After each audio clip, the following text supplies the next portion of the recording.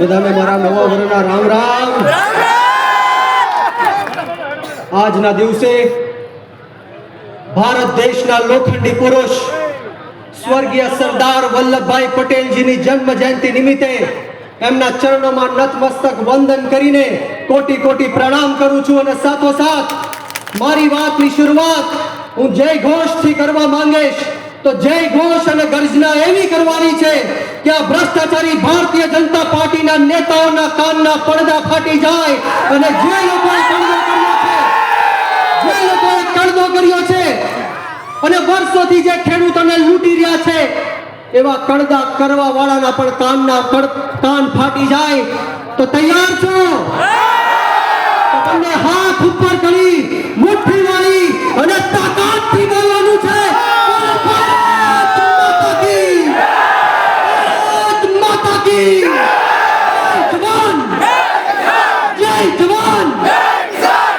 ખૂબ ખૂબ આભાર.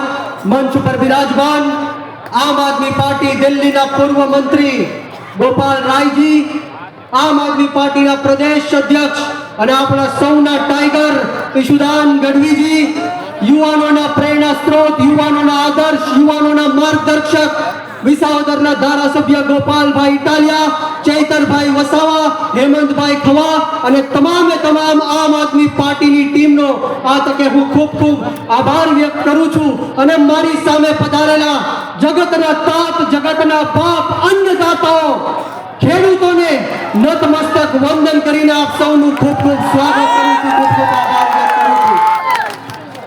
દોસ્તો, સમય ખૂબ ટૂંકો છે, સમય ખૂબ જ ટૂંકો છે એટલે મારી વાણીને જલ્દીથી વિરામ આપીશ. પરંતુ આ ભ્રષ્ટાચારી ભારતીય જનતા પાર્ટીને એવું લાગતું હતું કે આ ખેડૂતો સાથે અન્યાય કરશું, ખેડૂતો સાથે અત્યાચાર કરશું, લાઠીચાર્જ કરશું, ટીયર ગેસો છોડશું, ઘરમાં ઘૂસીને માતાઓ બહેનો ઉપર હુમલા કરશું એટલે આમ આદમી પાર્ટી વાળા ડરી જશે, બી જશે, આ ખેડૂતો ઘરની બહાર નહીં નીકળે. પરંતુ આ ભ્રષ્ટાચારી ભારતીય જનતા પાર્ટીને કહેવા માંગીશ કે ક્યાં સોચે थे नहीं लौटेंगे, अरे गलत, जब तक तोड़ेंगे नहीं तब तक छोड़ेंगे. આમ આદમી પાર્ટી આંદોલનની કોકમાંથી જન્મેલી પાર્ટી છે. ગરમ તપતી ભઠ્ઠીમાંથી નીકળેલા લોકો છીએ. અમે કોઈનાથી ડરવાના કે ગભરાવાના નથી. અમે તમારી તાનાશાહીથી ઝૂકવાના નથી. જે ક્રાંતિકારી યોદ્ધાઓ અત્યારે જેલની અંદર છે, રાજુભાઈ કરપડા, પ્રવીણભાઈ રામ, રમેશભાઈ મેર, પિયુષભાઈ પરમાર, રાજુભાઈ બોરકથરિયા, એમને અને એમના પરિવારજનોના ચરણોમાં હું નતમસ્તક વંદન કરું છું. અને એટલી જ વાત કહીને મારી વાણીને વિરામ આપીશ કે આપણા ભારત દેશનો ઇતિહાસ એવું કહે છે કે જ્યારે જ્યારે પણ આ દેશની અંદર ક્રાંતિ થઈ છે ત્યારે ત્યારે આ દેશના ગરીબ ખેડૂતોના દીકરાઓએ ક્રાંતિ કરી છે, સામાન્ય લોકોએ ક્રાંતિ કરી છે, ઉગાડા પગે ફરવા વાળા લોકોએ ક્રાંતિ કરી છે, ફાટેલા તૂટેલા કપડા પહેરવા વાળા લોકોએ ક્રાંતિ કરી છે. આપણા ભારત દેશના ઇતિહાસની લડાઈમાં કોઈ ઉદ્યોગપતિનો કોઈ પૈસા વાળાનો દીકરો નથી આવ્યો.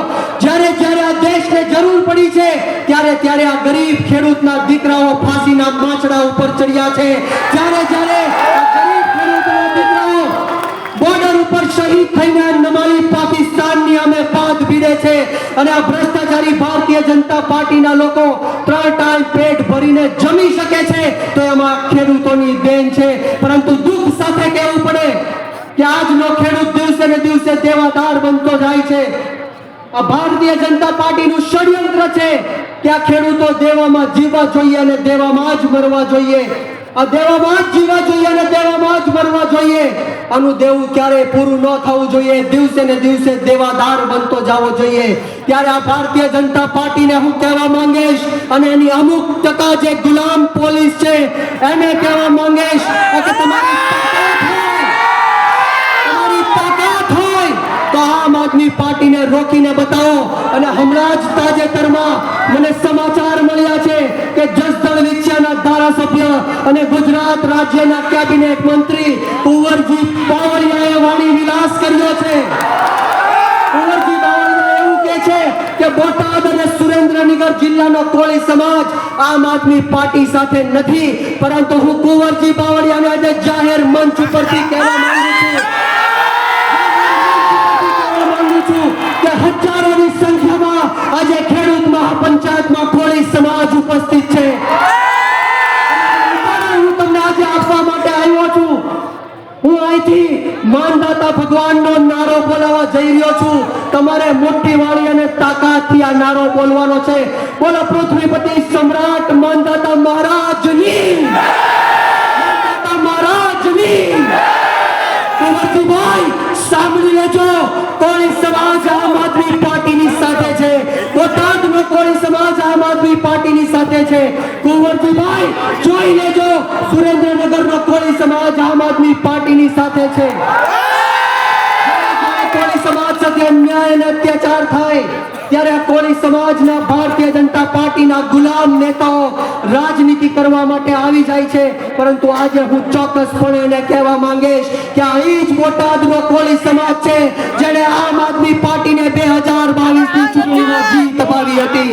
આ જ કોળી સમાજ છે જે સમગ્ર ગુજરાતની અંદર અત્યાર સુધી ભારતીય જનતા પાર્ટીની ગુલામી કરતો હતો.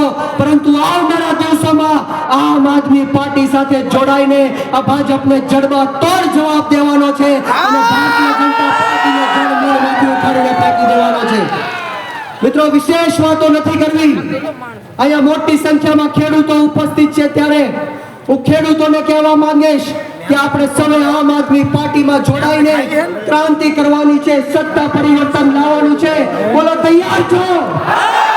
હું અહીંથી પરિવર્તનનો નારો આપીશ. તમારે બંને હાથ ઉપર કરી મોટી વાળી અને પરિવર્તન બોલવાનું છે. બોલો તૈયાર છો? બોલો પરિવર્તન, પરિવર્તન, પરિવર્તન. ખૂબ ખૂબ આભાર મને જે આ બે શબ્દ બોલવાની તક આપી તે બદલ તમામ આયોજક મિત્રોનો અને શીર્ષ નેતૃત્વનો હું ખૂબ ખૂબ આભાર વ્યક્ત કરું છું. અને આવો ને આવો સાથ સહકાર અને પ્રેમ હર હંમેશ ખેડૂતોનો મળતો રહે એવી માતાજીના ચરણોમાં પ્રાર્થના સાથે આપ સૌને બ્રિજરાજ સોલંકીના જય હિન્દ, જય ભારત, જય જય ગરવી ગુજરાત. બધાને મારા સીતારામ.